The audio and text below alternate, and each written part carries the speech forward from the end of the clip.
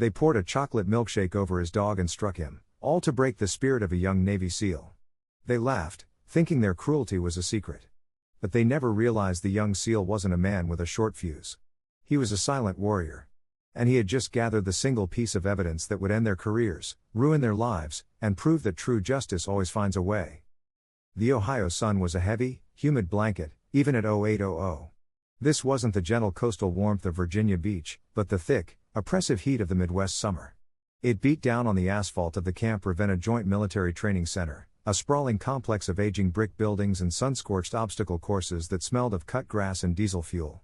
This was where tactics got brutal and soldiers were forged in simulated fire.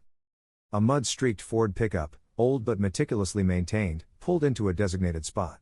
The driver's door opened and Jake Pathfinder Riley stepped out. He moved with an economy of motion that belied his youth. At 26, he was younger than most operators here, built lean and powerful rather than bulky. His eyes, a steady slate gray, were focused, scanning the compound, taking everything in. He was new to Ravenna, but he wasn't new to this world. He was, after all, David Riley's son. That name still hung in the air of K-9 training facilities, a quiet legend. David Guardian Riley was a pioneer, a SEAL K-9 handler who had rewritten the rules. He didn't believe in breaking a dog's spirit to gain obedience. He believed in the silent bond, a methodology built on mutual trust, nonverbal communication, and profound respect. It was a legacy Jake now carried on his shoulders, a legacy that was living and breathing in the passenger seat. Jake opened the passenger door. Kaiser, a magnificent 4-year-old German shepherd, didn't bolt out. He sat patiently, his dark sable coat gleaming, his intelligent eyes locked on Jake. Kaiser was the culmination of David's life's work, and Jake's partner. Jake gave a slight nod, a barely perceptible dip of his chin. That was the signal. Kaiser leapt down, landing silently on the asphalt, and immediately took a seat at Jake's heel, observing, waiting. No leash was needed. Not yet. The quiet arrival of the new pair did not go unnoticed. Across the main training field, a different kind of energy was on display. Grant Breaker Maddox, the lead K-9 instructor at Ravenna, was running a drill. Breaker was a man carved from granite and fueled by aggression. He was thick-necked, loud, and believed dogs, like recruits, were tools to be sharpened, hammered, and if necessary, broken until they complied. No. Wrong heel. Breaker's voice, a gravelly roar, echoed across the field. He was working with Chaos, a wiry, high-strung Belgian Malinois. As the dog tried to find a scent, Breaker gave a sharp, violent jerk on its choke chain. The Malinois let out a pained, high-pitched yelp and snapped back to Breaker's side, ears flat, tail tucked, a perfect picture of fear-based obedience. Jake watched the exchange, his jaw tightening just slightly. He laid a hand on Kaiser's head, feeling the calm, steady rhythm of his partner's breathing. Jake's first stop was the veterinary clinic for Kaiser's intake processing. The clinic was a small, clean building, the one place on base that smelled of antiseptic instead of sweat. "You must be Sergeant Riley," a voice called. Dr. Sarah Jenkins stood in the doorway. She was a woman in her late 30s with sharp, intelligent eyes that held a hint of weariness. Her dark hair was pulled back in a neat bun, but her smile was genuine. "Ma'am, this is Kaiser," Jake said. Sarah knelt. She didn't immediately reach for Kaiser, but let him observe her. "Well, hello there, Kaiser. You're a handsome boy." Kaiser, sensing the calm energy, leaned forward and gently sniffed her offered hand. Sarah looked up at Jake, her professional gaze assessing the dog's condition. "He's in perfect shape. Calm, clear eyes, healthy coat." "We try to stay ahead of things," Jake said. Sarah's smile faded slightly as she stood, making a note on a tablet. "I'm glad to hear it. We see a lot of stress injuries here. Joint problems from repetitive impact, sprains. These dogs are pushed incredibly hard." She didn't say Breaker's name, but the implication hung heavy in the sterile air. She looked from Jake to Kaiser, noting the absence of a choke collar, the relaxed posture of the dog. "Your father was David Riley, wasn't he?" "Yes, ma'am. He was a good man. He believed the bond was the weapon, not the dog." She seemed relieved. "I'm glad you're here, Sergeant." Later that day, the heat was peaking. The entire K-9 unit was assembled at the scent detection course, a mock village street designed to test a dog's nose. Breaker was in charge, pacing before the line of handlers. "All right, listen up," Breaker barked. "We got 6 targets hidden on this street, standard compounds. My team knows the drill. Sergeant Vance, show the new guy how we do it. Rick Weasel Vance, Breaker's deputy, a small man with nervous, shifty eyes, stepped up with his dog. Weasel tried to emulate Breaker, yanking his dog's leash, but the animal was confused, missing the first target completely. Breaker rolled his eyes. Pathetic. Chaos, front and center. Breaker took his Malinois, Chaos, and ran him through the course. Chaos was fast, aggressive, and desperate to please. He found 3 targets quickly, scratching and barking at the locations, but he was frantic. He ran right past the 4th target, an elevated one hidden in the awning of a mock storefront. He also missed the 5th, which was masked by the smell of discarded food from a nearby trash can. Useless, Breaker growled, yanking Chaos back. The dog whimpered. Breaker turned his sharp gaze on Jake. All right, Legacy, your turn. Let's see this silent bond nonsense. Don't waste our time. Jake and Kaiser moved to the starting line. Jake said nothing. He unclipped Kaiser's leash. He knelt for a moment, looked his partner in the eye, and gave him a soft scratch behind the ears. Then he stood and gave a single, subtle hand signal. Find. Kaiser moved differently than Chaos. He wasn't frantic. He was methodical. His head was up, tasting the air, his nose working systematically. He passed the targets Weasel's dog had missed. He found the ones Chaos had located, but instead of scratching, Kaiser performed his indication. He sat perfectly still, nose pointing directly at the source of the scent, a passive, silent alert. Then Kaiser came to the 4th target, the elevated one. He paused, sniffing the air. He traced the scent cone, placed his front paws gently against the wall, and then sat, staring up at the awning. Alert, Jake said calmly. The team was silent. Kaiser moved on, finding the 5th target masked by the garbage. He calmly nudged a can aside with his nose, located the source, and sat. He finished by finding the 6th target in the wheel well of a car. 6 for 6, perfect, silent, and fast. The training field was dead quiet. Jake had just, without a single word, shown up the lead instructor in front of his entire team. Breaker's face flushed a dark red. The humiliation was palpable. He needed to reassert control. He needed to break the new guy. His eyes scanned the field and landed on a towering obstacle in the corner, a 3-story rappelling tower, a relic from a discontinued training exercise, rusting slightly in the sun. Fine, Breaker snapped, his voice dangerously low. He can smell, but this is an operations center. Can he climb? Get him up there. Top level, now. The team looked at the tower. It clearly wasn't part of the exercise. The sun glinted off metal that looked unstable. A few of the wooden planks on the upper levels were visibly warped. Jake looked at the structure, his tactical eye assessing the risk. He saw strained welds, a loose cross brace. He looked back at Breaker, his face calm, his voice even but with the cold precision of steel. That tower isn't secure, Sergeant. Those platforms won't hold. Breaker stepped directly into Jake's personal space, trying to use his size to intimidate. I gave you an order, Riley. Jake didn't flinch. He didn't raise his voice. He simply rested his hand on Kaiser's head, the dog a mirror of his own calm. And I'm telling you, Sergeant, Jake said, his gray eyes locked on Breaker's. The safety of my K9 partner is paramount. We're not doing it. A gasp came from one of the younger handlers. No one had ever contradicted Breaker. The sun beat down. The only sound was the distant hum of a generator. The war, Jake knew, had just begun. The silence that followed Jake's refusal at the rappelling tower was colder than a winter morning. Breaker, his face a mask of controlled rage, simply stared at Jake for a long, heavy moment before turning on his heel. Wasting my time, he had snarled, just loud enough for those nearby to hear. Pack it up. Session's over. The team had dispersed, handlers avoiding Jake's eyes, not out of hostility, but out of a sudden, uncomfortable fear. They knew Breaker. They knew a line had been crossed and that the payback would be swift, just not public. It started the next morning. When Jake arrived at the K9 kennels at 0500 for his morning routine with Kaiser, he found a new duty roster pinned to the board. His name was at the bottom, next to a list of chores that had nothing to do with advanced tactical training. Kennel maintenance, all units, 0500 to 0700, Jake read softly. Kaiser nudged his hand, sensing the change in routine. It's all right, boy, Jake whispered, giving him a scratch. Work is work. He set about the tasks with methodical precision.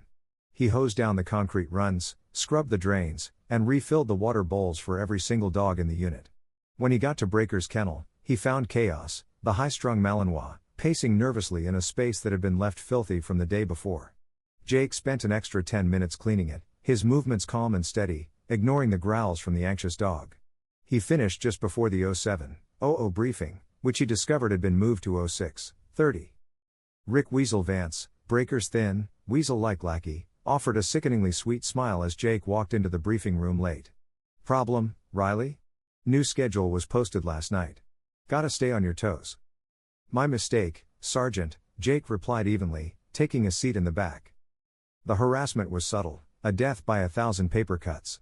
Jake was accidentally left off an email list for ammunition requisitions. The specialized high-protein food he ordered for Kaiser was misplaced in receiving for 3 days. When he went to the mess hall for dinner, he would often find that his training block had been extended by 30 minutes, forcing him to miss the hot meal. Jake endured it all with a quiet, unshakable calm. He ate his cold rations without complaint. He resubmitted his paperwork without comment. He simply observed, processed, and adapted. But he wasn't passive. Late at night in his small, Spartan barracks room, long after the base had gone quiet, Jake Riley, the Navy SEAL, went to work. He sat at a small desk, the only light coming from a single lamp. In front of him was a simple, government-issue green logbook. On the cover, in precise block letters, he had written J. Riley, K9. He opened it. The Pathfinder's log, his father had called this practice. The world runs on data, path. Don't just feel it, document it. He opened to a fresh page, October 18th, 05:00, assigned to kennel maintenance, all units, by Sergeant Maddox. 06:30, training brief schedule changed without 24-hour notice by Sergeant Vance. He logged every discrepancy, every safety violation, every missed meal, every pointed comment. He listed dates, times, and witnesses. He noted the wobble of the rappelling tower Breaker had tried to make him climb. He documented the frayed muzzles the other dogs were forced to wear. He logged the fear in Chaos's eyes. It was not a diary of complaints. It was an intelligence report. Because Jake wasn't just enduring the isolation, he was using the time Breaker had given him. While the rest of the unit was running repetitive, brutalizing drills, Jake was given leave to take Kaiser to the wooded edge of the base for environmental conditioning. The forests surrounding Camp Ravenna just before dawn were their sanctuary. It was another world from the dusty heat of the main compound. Here, the air was cool and smelled of damp earth. With the wind rustling through the leaves in a steady rhythm, Jake worked on his father's true legacy. "Watch," he would whisper. Jake would sit in the cool, damp leaves, cross-legged, and slow his breathing, entering a meditative state. Kaiser would rest his head on Jake's knee, his entire body focused. Then, Jake would deliberately alter his rhythm. He'd hold his breath for a single beat or make his heart rate quicken with a sudden thought of action. The first time he did it, Kaiser's head shot up. The second time, Kaiser whined softly. By their fourth session in the woods, Kaiser's response was instantaneous. The moment Jake's breathing hitched, the dog would silently lift a paw and place it firmly on Jake's arm. No bark, no panic, just a calm, physical touch that said, "I'm here. I know." This was the silent bond. Kaiser wasn't just being trained to find explosives. He was being trained to read his handler's internal state, a skill that could mean the difference between life and a hidden threat. "Good boy," Jake would whisper, the bond between them growing stronger with every shared, secret breath. The culmination of the week of isolation came on a Friday evening. Jake was exhausted, hungry, and covered in grime from maintaining the obstacle course, a job that had included repainting tires. He finally made it to the mess hall just before it closed. The room was loud, filled with handlers blowing off steam. Breaker, Weasel, and their small clique were holding court in one corner. Jake got his tray, a simple portion of chili, bread, and a glass of water, and looked for a quiet spot. Every table seemed to be full. "Hey, Riley." Weasel's voice cut through the noise, dripping with false friendliness. "Over here, plenty of room." Jake knew it was a setup, but ignoring a direct invitation would be seen as weakness. He walked over, his face a mask of neutrality. The table went quiet. Breaker just watched, a smirk playing on his lips. Jake stopped at the end of the table. "Sergeant Vance." "Have a seat, Legacy," Weasel said, gesturing to a chair. As Jake started to move, Weasel picked up his own tray and tripped on the leg of the chair. It happened in slow motion. Weasel lurched forward, his entire tray of chili and cornbread tipping over. The hot, brown, lumpy mess went straight into the front of Jake's clean, desert tan uniform, covering him from chest to waist. The entire mess hall went silent. Every handler, every cook, every soldier in the room froze. They stared at Jake, standing still, dripping with chili. They stared at Weasel, who was putting on a theatrical display of shock. "Oh, man. Oh, I'm so sorry, Riley. So clumsy." Breaker just sat back, arms crossed, that cold smirk widening. This was the moment. He wanted the explosion. He wanted the new guy to lose his temper, to yell, to throw a punch. He wanted a reason to write him up, to prove he was undisciplined, unstable, and unworthy. Jake stood there for 5 long, heavy seconds. Chili dripped onto the floor. He slowly looked down at his ruined uniform. Then he lifted his head, his gray eyes impossibly calm and cold. He looked directly at Weasel, past his fake apologies, and said, his voice quiet but carrying across the silent room, "You spilled." It wasn't an accusation. It was a statement of fact. With that, Jake set his own clean tray on the table, turned without another word, and walked to the wall where the cleaning supplies were kept. He picked up a rag, returned to the table, and calmly began wiping the chili off the floor and the chair. He never looked at Weasel again. He just cleaned up the mess. The silence in the room was now heavy and awkward. Weasel's fake apologies died in his throat. Breaker's smirk faltered. This wasn't the reaction they wanted. An explosion they could handle. This control, this absolute, ice-cold discipline. It was unnerving. Jake had passed their test, absorbed the blow, and refused to give them the satisfaction of a reaction. He finished cleaning, dropped the rag in a bin, and walked out of the mess hall, still covered in food, his dignity perfectly intact. Jake's silent defiance in the mess hall had cost him. It didn't earn him respect, it escalated the Cold War. Breaker was a man who needed to see others break. Jake's refusal to shatter was an intolerable act of insubordination. The retaliation, Jake knew, wouldn't be long in coming. It arrived in the form of a mandatory team-building barbecue. An email went out from Breaker to the entire K9 unit. 18:00 Friday, rear compound. Attendance mandatory for all handlers. To ensure unit cohesion, K9 partners are to be present for social environment desensitization training. Jake read the email twice, a knot tightening in his gut. It was a trap. Desensitization training was a flimsy excuse to force the dogs into a loud, chaotic environment. Specifically, it was a way to force Jake to bring Kaiser. He had a bad feeling, a cold premonition that was as reliable as his training. He wanted to leave Kaiser in the safety of his barracks kennel, but the order was direct. Refusing it would be a clear disciplinary issue, the very ammunition Breaker was looking for. He made his decision. He would attend, but Kaiser would be protected. Friday evening arrived, painting the Ohio hills a deep, burnt orange. The air at Ravenna was still hot, but a dry wind was kicking up, carrying the smell of cheap charcoal and lighter fluid. Jake parked and lifted a heavy-duty transport crate from the back of his truck. Kaiser, sensing the tension, quietly entered the crate and lay down, his eyes never leaving Jake.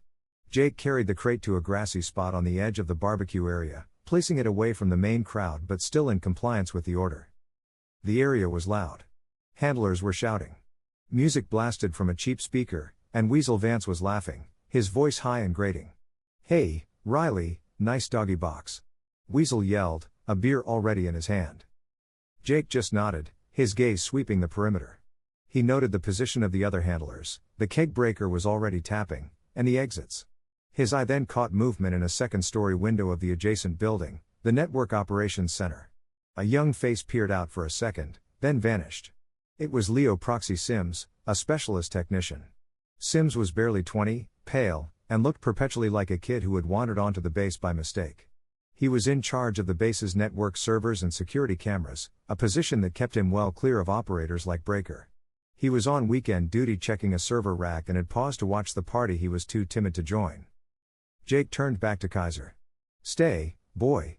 We won't be long," he whispered. An hour later, the team building had devolved into what Jake expected. Breaker and Weasel were gathered by the grill, both clearly a few drinks in, their voices louder, their gestures more aggressive.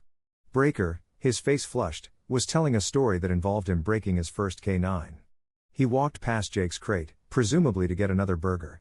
As he passed, Kaiser, sensing the unstable, aggressive energy, let out a single, low growl from inside the metal crate. It wasn't an attack. It was a warning. Breaker stopped dead. He turned slowly, his eyes narrowed, and stared at the crate. "What?" He sneered at the dog. "You got something to say, too?" Jake, sensing the shift, got to his feet. Riley. Breaker barked, not looking at him. We're out of propane. Supply sheds on the other side of the main compound. Get the utility cart. Get 2 tanks. Now. It was a direct order and a classic new guy task. It was also a test. Jake looked at Breaker, then at the crate. Kaiser was silent. Yes, Sergeant, Jake said, his voice even. He knew this was a setup. The propane shed was at least a 10-minute round trip. He gave Kaiser one last look, then turned and began walking briskly toward the equipment cart. The moment Jake's back disappeared around the administration building, Weasel joined Breaker at the crate. That dog, Breaker slurred, his eyes filled with malice. Got the same bad attitude as his handler. Needs to learn some respect, Sergeant. Weasel giggled, taking a long drink. Respect? Breaker's eyes roamed. They landed on a table where some handlers had left their mess. One of them had a large, mostly full chocolate milkshake, the liquid thick and cold. You know, Breaker said, a cruel idea forming. I think he looks hot. He needs to cool off. He snatched the milkshake. He walked to the crate and unlatched the door. Kaiser, trusting, looked up, perhaps expecting Jake. Breaker laughed. Here's your silent bond, you mutt. He inverted the cup and dumped the entire 32-ounce chocolate milkshake directly over the dog's head. Kaiser yelped, a sound of pure shock and confusion. The cold, sticky liquid covered his face, his ears, his back. He recoiled, trying to shake it off, and barked, a sharp, panicked sound. Shut up. Breaker yelled, his drunken anger flaring at the dog's bark. The noise, the defiance, the pink mess. It all set him off. Shut up. He roared again. He looked around wildly and grabbed the first thing he saw, a long, heavy metal poker from the barbecue pit, still hot from the coals. I said, shut up. He jabbed the poker, not at the dog, but at the side of the crate. A blind, angry thrust of steel. He meant to scare the dog, to clang the metal against the crate. But Kaiser, in his panic, was pressed against the side. The metal rod connected with a sickening, fleshy thud. Kaiser screamed, a single, high, sharp cry of pure agony, and then fell silent. Breaker, suddenly sobered by the sound, froze. Weasel's eyes went wide. From the server room window, Leo Sims, who had witnessed the entire thing, clapped a hand over his mouth, his body rigid with horror. Breaker, Weasel whispered, his voice trembling. What did you do? Breaker stared at the now silent crate. He pulled the bent rod out. Nothing, he said, his voice a low growl. Dog got agitated. I got its attention. He threw the metal poker into the grass. He wiped his hands on his pants. I need another drink. He turned and walked away, leaving Weasel standing alone by the silent crate, the air thick with the smell of charcoal and a cloying, sickly sweet chocolate. Jake returned with the heavy utility cart, its wheels grinding on the gravel path. The 2 propane tanks were already dewy, the cold biting at his hands. But as he rounded the corner to the barbecue area, he stopped. The propane didn't matter. The noise had stopped. The loud music was off. The shouting handlers were quiet, gathered in small, awkward groups, trying not to look at him. Breaker and Weasel were standing by the grill, trying to look casual, but their posture was rigid, and the air, even over the smell of charcoal, was thick with the scent of artificial, sickly sweet chocolate. Jake let go of the cart's handle. The thud as it hit the gravel was loud in the sudden silence. His gaze, focused like a laser, went to Kaiser's crate. He walked forward, his pace even, his hands unclenched. He was not a soldier losing his temper. He was an operator assessing a threat. He smelled it before he saw it clearly. The sticky brown stain pooled on the ground beside the crate. And then he was there, looking down. Kaiser was huddled in the far back corner, his body pressed against the metal. He was covered from head to shoulders in a thick, drying film of brown goo. He was trembling, either from the cold of the shake or from fear. He made no sound. He just looked at Jake, his eyes wide with confusion and pain. Kaiser, Jake said. His voice was low, calm. He unlatched the door. Kaiser flinched, a violent shudder as if expecting another blow. Easy, boy. It's me. Jake slowly reached a hand inside. His hand touched the dog's sticky fur. And as Kaiser shifted, Jake saw it. Beneath the brown mess on his partner's ribcage was a dark, ugly bruise, the skin broken, the fur matted with something that was not a milkshake. In that instant, the world went quiet for Jake. The jeers of the handlers, the heat of the night, the disrespect, it all vanished. All that remained was a cold, pure, and absolute focus. This wasn't bullying anymore. This was an attack on his partner. He gently, firmly, lifted the 70-pound dog into his arms. Kaiser let out a low, pained whimper and buried his sticky face in Jake's clean uniform, smearing it brown. Jake turned. He didn't run. He walked, his stride long and purposeful, straight through the center of the crowd. Handlers parted for him, their faces a mixture of shame and fear. He walked right past Breaker, his eyes fixed on a point in the distance. He never gave the sergeant the satisfaction of a look. He didn't stop until he burst through the door of the veterinary clinic, a 10-minute walk he had covered in 4. Dr. Sarah Jenkins was at her desk finishing paperwork. She looked up, a small smile ready for a late visitor, but it vanished when she saw him. Jake, what on? She was on her feet, her eyes wide as she took in the scene. Jake stood in her brightly lit office, holding his dog, both of them covered in brown. He's injured, Jake said. His voice was flat, containing a hurricane. He was attacked, doctor, in his crate. On the table. Now. Sarah's professionalism snapped into place. She wasn't just a vet anymore. She was an officer in the United States Army. Together, they gently placed Kaiser on the stainless steel examination table. What is this? Chocolate? She asked, her nose wrinkling in disgust as she began her assessment. Milkshake, Jake said, his jaw clenched. Get the warm water and the antiseptic shampoo from that cabinet. Sarah was already starting to shave the fur around the wound. As Jake worked, they washed the cold, sticky mess from Kaiser's coat. And as the brown faded, the true extent of the injury became clear. It wasn't a bruise. It was a deep, circular contusion surrounded by smaller abrasions, as if someone had jabbed at him repeatedly. Sarah took a sharp intake of breath. She probed the edges of the wound, her fingers gentle. Kaiser whimpered, his first sound since the clinic. This is not a kick, she said, her voice like ice. This isn't from a fall. This is a puncture wound, a deep, focused, blunt force trauma. This kind of injury is from something narrow, something metal. She looked up, her intelligent eyes blazing with a cold fury that matched Jake's own. As a military veterinary officer, she said, her voice precise, I am bound by oath to protect this asset. And as a human being, I am horrified. She went to her cabinet and pulled out a digital camera. This is not going in the log as an accident. This is an official report. She began taking pictures of everything, the wound from every angle, the spreading contusion, even the matted, chocolate-stained fur as evidence of the event. They poured a milkshake on him, Jake said, his voice quiet. The milkshake was the humiliation, Sarah said, not looking up from her camera. This, she indicated the wound, this was the assault. He's going to need stitches and antibiotics. He'll be sore for a week. She finished her work, methodical and precise. She saved the images to a secure file and then turned to Jake. You did the right thing bringing him here. You have a witness, me. This report is evidence. What you do with it is your call, but he's safe here tonight. Jake nodded, his throat tight. Thank you, doctor. He left the clinic an hour later, Kaiser stitched, cleaned, and under a mild sedative. The dog was sleeping, and Jake, refusing to leave him, was carrying his partner back to his own barracks. Regulations be damned. His mind was a storm of cold calculation. He had his own report in the logbook. He now had an official medical expert report from Dr. Jenkins. He had proof of the assault, but he was missing the action itself. He walked past the Network Operations Center, the building silent and dark except for a single lit window on the second floor. He glanced up and stopped. Through the window, he could see the pale, terrified face of Leo Proxy Sims.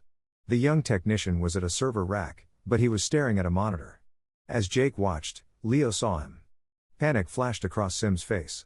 He fumbled with his keyboard, his fingers trembling. He clicked frantically, and the monitor he was staring at, one displaying a grid of security camera feeds, abruptly went black. Jake stood still in the moonlight, his shadow long on the gravel, Kaiser a comforting, heavy weight in his arms. Leo Sims was frozen, his hand still on the mouse, his face illuminated by the other monitors, a picture of pure, unadulterated terror. Their eyes met through the glass. Jake didn't move. He didn't yell. He didn't point. He just held the technician's gaze. Leo knew what he had seen. And now Jake knew Leo had seen it, too. Jake gave one slow, almost imperceptible nod. Then he turned and continued into the darkness, his plan solidifying. He had his evidence, and now, he had his witness. Jake did not sleep. After settling Kaiser in his barracks room, a clear violation of rules he no longer cared about, he sat in a chair, watching the dog's chest rise and fall in a steady, sedated rhythm. The night was quiet, the only sound the low hum of the air conditioner. He was a SEAL, a man trained to solve complex problems in the most direct, efficient, and often violent way possible. The instinct, the urge to walk back to that barbecue, find Breaker, and permanently correct his behavior was a living thing. It was a physical pressure in his chest, a scream in his blood. He could, he knew, make the problem go away. He could handle it in a dark alley between the barracks, and no one would ever know. It would be simple, and it would be justice. But then he looked at Kaiser and he thought of his father. David Riley's legacy wasn't just about the silent bond. It was about a different kind of strength. Discipline, pathfinder, his father's voice echoed in his memory. It's not about controlling your dog. It's about controlling yourself. Any man can break something. A real soldier builds. He endures. He waits. The rage didn't go away, but it focused. It went from a hot, burning fire to a cold, blue-white flame. He would not solve this like a brute. He would solve it like a surgeon. The next day, a Saturday, the base was quiet. Jake listed Kaiser as unfit for duty, medical, a status that required no further explanation. He spent the morning carefully tending to his partner. He hand-fed Kaiser a mix of soft food and painkillers.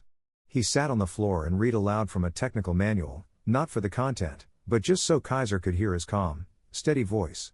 While Kaiser slept, Jake's mind was working.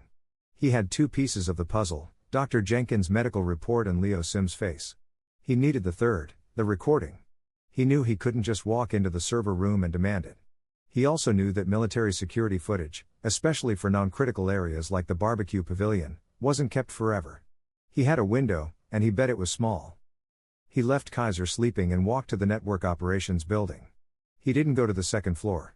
He went to the lobby where a bulletin board displayed network status updates and maintenance schedules. He scanned the memos, his eyes sharp, and there it was, a 3-week-old memo about an IP camera network upgrade. To optimize server load, all non-secure area feeds, including common areas, parking lots, and recreational zones, would be placed on a 48-hour rolling auto-delete protocol. The footage was only kept for 48 hours. Jake checked his watch. The attack happened around 19:00 on Friday. It was now 11:00 on Saturday. He had until 19:00 on Sunday. The clock was ticking. He spent the rest of the day in his room, documenting every detail in his logbook and waiting. He knew Sims would be on duty again. He knew the young technician would be terrified. On Sunday morning, Jake found him. Leo Sims was in the server room as expected, looking pale and like he hadn't slept. He was running diagnostics, his hands trembling so badly he kept mistyping. Jake didn't knock. He simply used his keycard to open the door. The electronic click of the lock made Leo jump so violently he nearly fell out of his chair.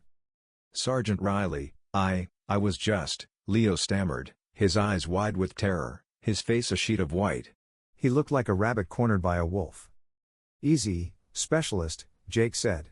His voice wasn't threatening. It was quiet. It was calm. It was almost gentle. "I didn't see anything," Leo blurted, the words tumbling out in a rush. "I was working. I wasn't looking at the monitors. I don't know what happened. Please, Sergeant Maddox. Heal." "I'm not Maddox," Jake said, cutting through the panic. Jake took one step forward. Leo flinched and pressed himself against a server rack. Jake stopped. He didn't want to scare the kid. He needed him.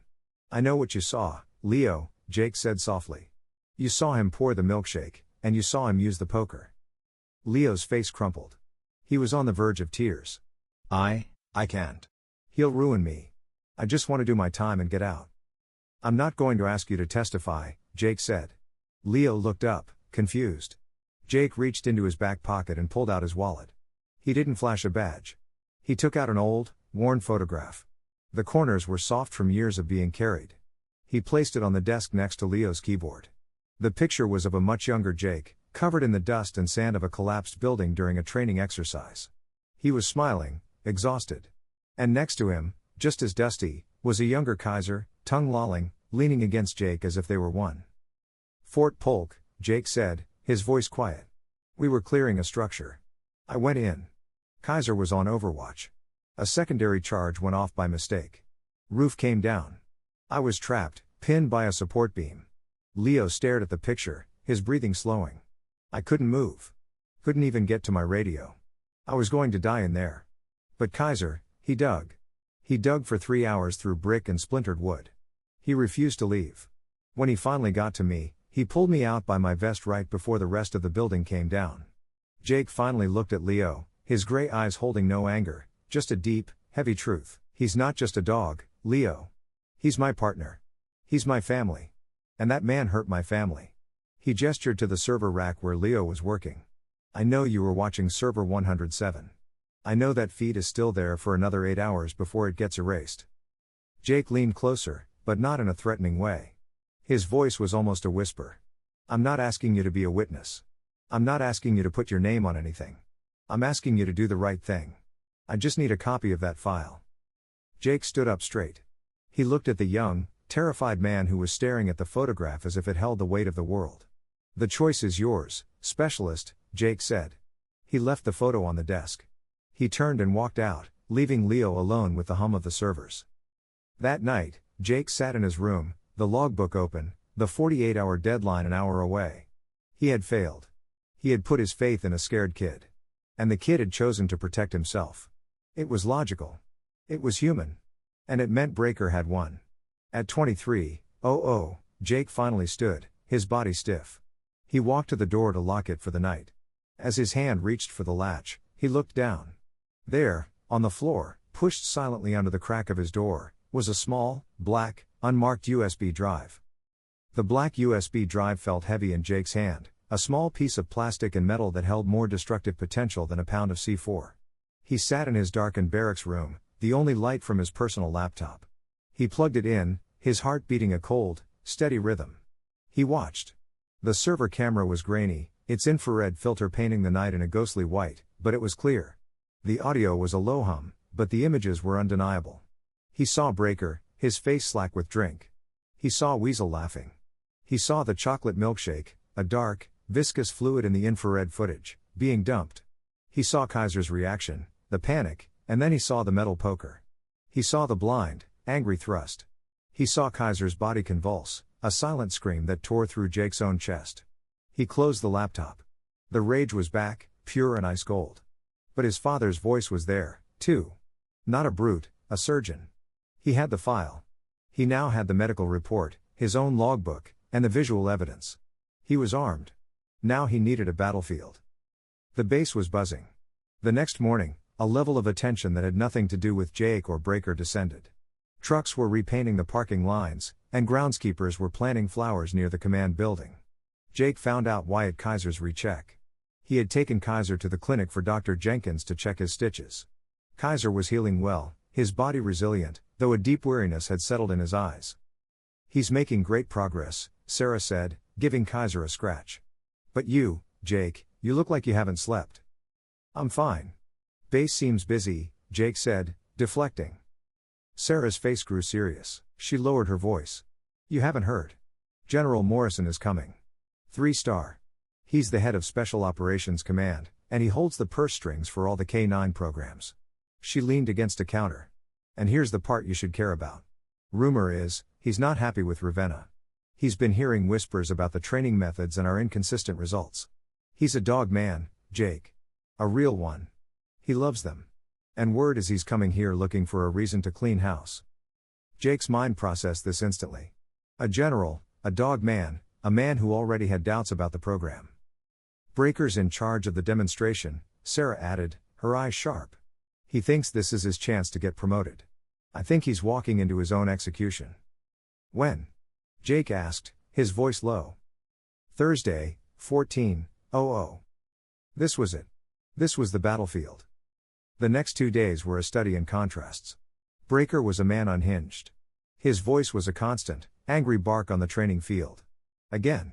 Not clean enough. Morrison wants to see power. I want this dog to hit the bite sleeve so hard the decoy's arm breaks. Do it again. Weasel, pale and nervous, ran around trying to enforce the increasingly erratic orders. Breaker was preparing for the general by doubling down on the very brutality that had put the program at risk. He was sharpening his own guillotine. Jake, meanwhile, was quiet. He continued his duties, tending to Kaiser. He was preparing, too. On Wednesday, the day before the visit, Jake initiated his plan. He knew he couldn't just email the video. A complaint from a junior NCO would be buried in a mountain of paperwork by a JAG lieutenant. He couldn't go to Breaker's direct superior, who was complicit. He had to go to the top, to the man who ran the entire base, Colonel Evan Keystone Shaw. Shaw was the base commander, a man known for three things: a flawless military record, a rigid adherence to protocol, and a complete lack of human warmth. His office was in the command building, a place handlers only went when they were being discharged. Jake put on his dress uniform. He made sure the creases were sharp. He placed Dr. Jenkins' report, his own logbook, and the USB drive into a simple, neat manila folder. He walked to the command building. The air was different here, quieter, smelling of floor wax and authority. He stood before the desk of Shaw's assistant, a master sergeant with a face that looked carved from old wood. "I need to see the colonel, Master Sergeant," Jake said. "The colonel's schedule is booked a month out, Sergeant." "What's your?" The master sergeant stopped, seeing the SEAL trident on Jake's chest. That changed things. SEALs didn't just drop by for coffee. "It concerns the integrity of the K-9 unit and tomorrow's demonstration for General Morrison," Jake said, his voice even. The assistant sized him up. "Wait here." He was gone for 2 minutes. He returned. "You have 5 minutes." He doesn't like his time wasted. The office was large, immaculate, and cold. Behind the desk, Colonel Shaw sat perfectly still. He was a lean, severe man in his 50s, with pale eyes that seemed to analyze everything. Keystone was an apt call sign. He was a shield, a guardian of the institution. "Sergeant Riley." "You're David Riley's son," Shaw said. It was not a question. "You have 4 minutes left. Talk." Jake stood at perfect attention. "Sir, I'm not here with a complaint. I'm here with a tactical assessment and a proposed solution." Shaw's eyebrow raised a fraction of an inch. This was not the language of a disgruntled soldier. "I believe the K-9 demonstration for General Morrison is currently compromised and will fail to meet his expectations." "A bold statement," Shaw said, his voice like ice. "Based on what?" Jake stepped forward and placed the folder on the desk. "A pattern of unprofessionalism, sir." He tapped the folder. "In this file, you will find my own logbook documenting a campaign of harassment by Sergeant Maddox. You will also find an official medical report from Dr. Jenkins detailing the assault of a military K-9 asset." Shaw's eyes narrowed. "Assault." "And finally," Jake said, "you will find this." He indicated the USB drive. "Footage from server 107 from last Friday, 19:21 hours. It shows Sergeant Maddox and Sergeant Vance deliberately injuring my partner." Colonel Shaw stared at the folder, then at Jake. He was a man of pure logic. He valued discipline above all else. What Jake was describing was the antithesis of discipline. It was chaos. It was emotional, messy, and unprofessional. Shaw opened the folder. He read Dr. Jenkins' report first, his jaw tightening. Then he plugged the USB into his computer, his movements precise. He watched the entire silent, grainy video. He saw the milkshake. He saw the poker. He saw the dog convulse. His face didn't change, but when he looked up, his pale eyes were like chips of ice. He was disgusted, not necessarily by the cruelty, but by the indiscipline, the recklessness, the sheer unprofessional stupidity of it all. "This," Shaw said, his voice a low, dangerous growl, "is a disgrace to my command." He looked at Jake. "I can have these men in cuffs before sundown." "Sir," Jake said quickly. "That will solve the problem, but it won't save the program. The general arrives tomorrow. If you arrest the lead instructors, the demonstration is cancelled, and he will see a program in chaos. He will cut the funding. We all lose." Shaw's eyes sharpened. He was listening. "Sergeant Maddox intends to show the general power. The general is coming because he dislikes that kind of power. Breaker is going to fail," Jake said. "Let him." "What is your proposed solution, Sergeant?" "Give me 10 minutes, Jake said, his voice steady. "After Sergeant Maddox is finished. Don't tell him. Don't tell anyone. Just give me 10 minutes on the schedule. Let me show the general, and you, what real discipline looks like. Let me show him the silent bond. Let me show him what David Riley's son can do." Colonel Shaw was silent. He looked at the screen, at the disciplined, intelligent, tactical SEAL standing before him. He saw a man who had been attacked, humiliated, and had not lost his temper. He had gathered intelligence. He had waited. He had chosen the perfect strategic moment to strike. And he had done so by following the chain of command. "You're your father's son," Shaw said. It was the highest compliment he could give. "You're on the schedule. 10 minutes. Don't disappoint me, Sergeant. The main training field at Ravenna had been transformed. A set of bleachers had been erected. A large, mobile jumbotron screen, usually reserved for base-wide announcements, had been positioned at the far end, currently showing a live feed of the demonstration area. The air was thick with the nervous energy of anticipation and the smell of dry dust. Colonel Shaw stood perfectly at ease, his keystone demeanor revealing nothing. Next to him was the man of the hour. General Marcus Morrison was a 3-star, a man who looked like he was carved from old, tough leather. He was shorter than Shaw but carried an authority that seemed to bend the air around him. His face was a map of sun-etched wrinkles, but his eyes, a sharp, clear blue, missed nothing. He was, as Dr. Jenkins had said, a dog man, and he was not smiling. Your program has a loud reputation, Colonel, Morrison said, his voice a low rumble of gravel. I'm here to see if there's any substance behind the noise. I believe you'll find our operators effective, General, Shaw replied smoothly. Breaker, groomed in his best uniform, strode onto the field. He was in his element. This was his show, and he believed the general wanted to see power. General. Breaker barked, his voice unnaturally loud. Sergeant Maddox will be demonstrating a high-risk takedown. Chaos, his dog, the anxious Malinois, was vibrating with a mix of energy and fear. A handler in a full-bite suit, the decoy, sprinted across the field. Get him! Breaker screamed. The dog launched. It was a blur of motion, fast and violent. Chaos hit the padded arm at full speed, the impact audible over the speakers. The dog tore at the sleeve, shaking its head. It was all programmed aggression. Breaker let him work for a moment, then screamed, out. Heel. Chaos released, but he was frantic. He ran back to Breaker and, expecting a correction, flinched, his body cringing slightly as Breaker grabbed his collar. General Morrison saw it. His face didn't change, but his jaw tightened. He had seen a fast dog. He had also seen a scared dog. Impressive, Morrison said, the word utterly devoid of emotion. We have 2 more scenarios, General, Breaker said, puffing out his chest. I've seen enough, Morrison said, his voice cutting. All power, no control. Is this all you teach, Sergeant? Breaker's face went white. He was losing. He didn't understand. General, Colonel Shaw interjected, his voice calm. If I may, we have one final demonstration. A different approach. Sergeant Riley. Breaker looked at Shaw, confused, then angry. Riley? He wasn't on the schedule. Jake emerged from the side, Kaiser at a perfect heel. No leash. Kaiser, now fully healed, his coat gleaming, moved with the fluid grace of a true partner. His focus was entirely on Jake. Sergeant Riley, Morrison said, his interest piqued. He knew the name. David Riley's son. Yes, General, Jake said, his voice clear. What are you going to show me, son? Control, sir, Jake said. We'll be demonstrating advanced scent discrimination in a dynamic environment. Several other handlers, part of the staged scene, began walking across the field, forming a casual, moving crowd. One of them, designated the target, had a small, specific scent packet hidden in his pocket. Breaker scoffed to Weasel, this is ridiculous. It's a dog show. Jake knelt, let Kaiser get the scent from a small, sterile tin. He said nothing. He simply looked his partner in the eye. A small hand signal. Find. Kaiser didn't bolt. He put his nose down and went to work. He moved into the crowd, weaving between the walking handlers. He was methodical, fast but utterly silent.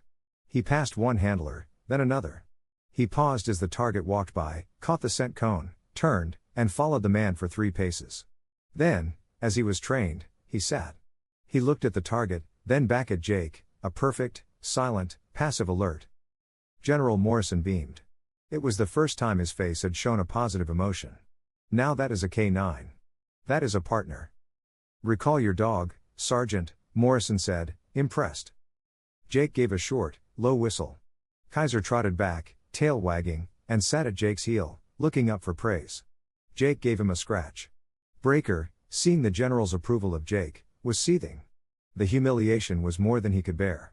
He strode over, grabbing the field microphone. Oh, that's great, Breaker's voice boomed over the jumbotron speakers, thick with sarcasm. It's a wonderful pet trick, but my dogs are trained for war. This isn't a dog show. A hush fell over the crowd. Breaker had just publicly insulted a fellow SEAL and embarrassed the general. Jake calmly walked to the podium and took the second microphone. His heart was hammering, but his voice was ice. "I agree, Sergeant," Jake said, his voice ringing out across the silent training field. "This is not a dog show. It's about discipline." He turned to General Morrison. "Sir, Sergeant Maddox is right. His dogs are trained for war, but they are trained to fear their handlers. I was taught that real discipline isn't fear. It's trust." He looked at Breaker. "It's the trust that your partner has your back, the trust that they'll do their job without being brutalized. It's the trust that they won't be assaulted." Jake paused, his eyes locked on Breaker's, "when their handler is sent away." Breaker's blood ran cold. What was this? Jake looked at Colonel Shaw. Shaw gave a single, sharp nod. Jake turned back to the crowd. "Discipline is about what you do when you think no one is watching." Behind him on the Jumbotron, the live feed of Jake's face flickered and was replaced. The screen was now a ghostly infrared white. It was the feed from server 107. At first, the crowd was confused. They saw the barbecue. They saw Breaker. And then they heard the audio, piped through the main speakers. "I think he looks hot," Breaker's slurred voice echoed. "He needs to cool off." The crowd watched in horrified silence as the grainy image of Breaker dumped the milkshake on the dog. They heard Kaiser's panicked, confused barks. "Shut up!" Breaker's voice roared. Breaker and Weasel, standing on the field, were frozen. The color had drained from their faces. "Shut up!" The voice on the video roared again. And then the crowd saw it. They saw the grainy figure grab the metal poker. They saw the blind, angry thrust into the side of the crate. They heard the sound that Jake had heard, the sound that had haunted him, a single, high, sharp cry of pure agony followed by a sickening silence. The video froze on that frame. The image of Breaker, poker in hand, was plastered 20 feet high for the entire command to see. General Morrison slowly turned his head, his blue eyes no longer impressed, no longer kind. They were arctic.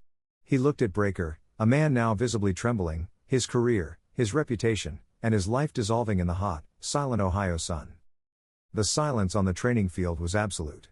It was heavier than the heat, more suffocating than the dust. The 20-foot-high image of Sergeant Breaker, frozen in an act of blind rage, hung over the assembled officers and handlers like a verdict. Breaker and Weasel were statues, their faces the color of ash.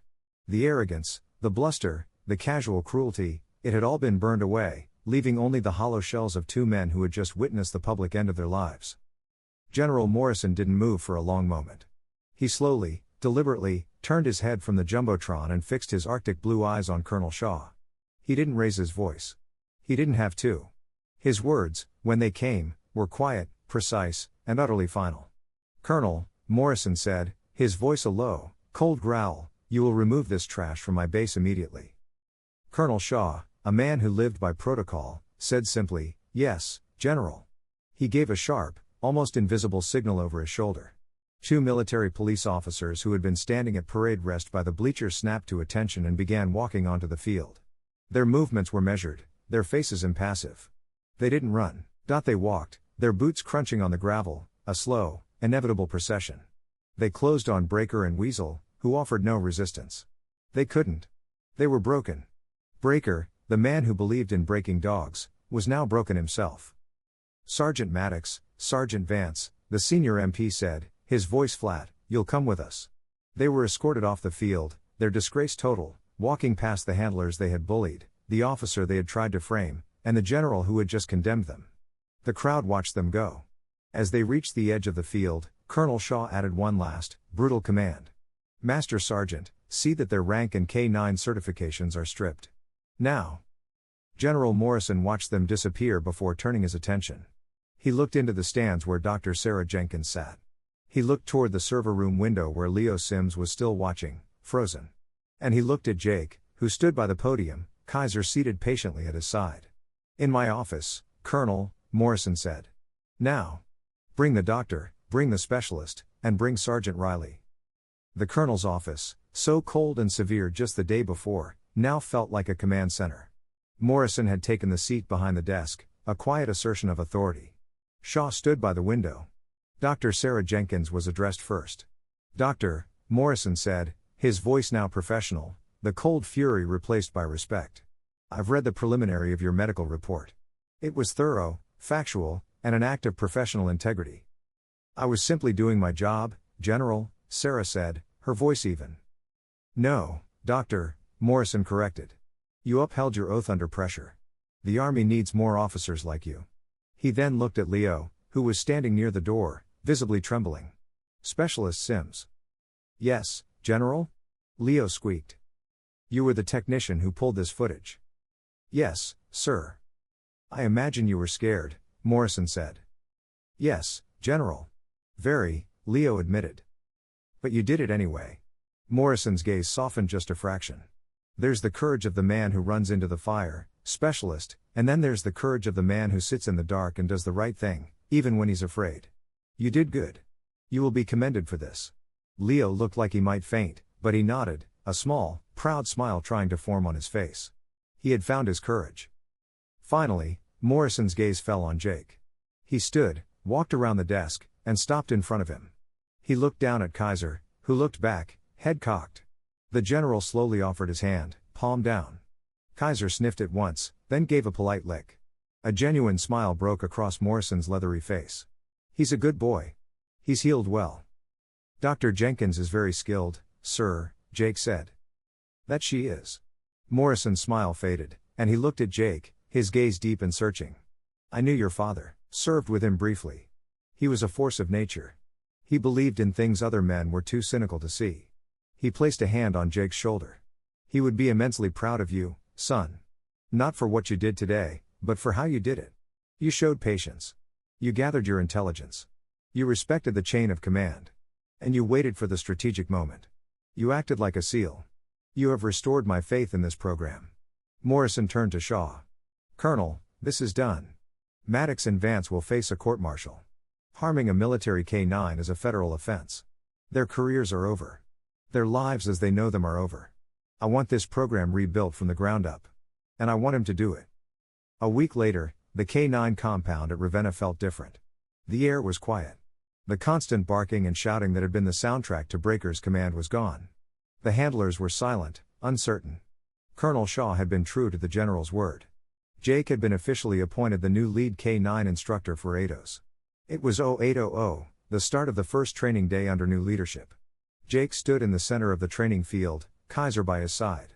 The other handlers, the men who had silently watched the bullying, who had avoided his eyes in the mess hall, were gathered in a loose, nervous semicircle. They were waiting, perhaps for a speech, perhaps for a reprimand. Jake just looked at them, his face calm. He saw the handler for Chaos, Breaker's old dog. The man looked lost. Good morning, Jake said, his voice clear in the morning air. We are here to build partners. We are not here to break tools. We're going to start over. We're going to learn the silent bond, and we are going to become a unit. The first lesson is trust. He nodded toward Kaiser. This is my partner. He is not a pet. He is not a weapon. He is a teammate, just like all of you. There was a long silence. The men looked at each other. Then, one handler, the man who worked with Chaos, took a hesitant step forward. He was a veteran, older than Jake, and had clearly hated Breaker's methods but had been too entrenched to speak up. He walked up to Jake, stopped, and then slowly knelt. He didn't speak to Jake, he spoke to Kaiser. Hey, boy, the man said softly. He offered the back of his hand. Kaiser, sensing Jake's complete calm, sniffed the hand and nudged it. Another handler, seeing this, stepped forward. He too knelt and offered his hand. Then a third.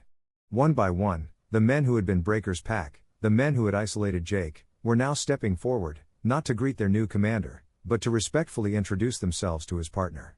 They were asking permission to join a new pack. Jake watched, a fullness in his chest.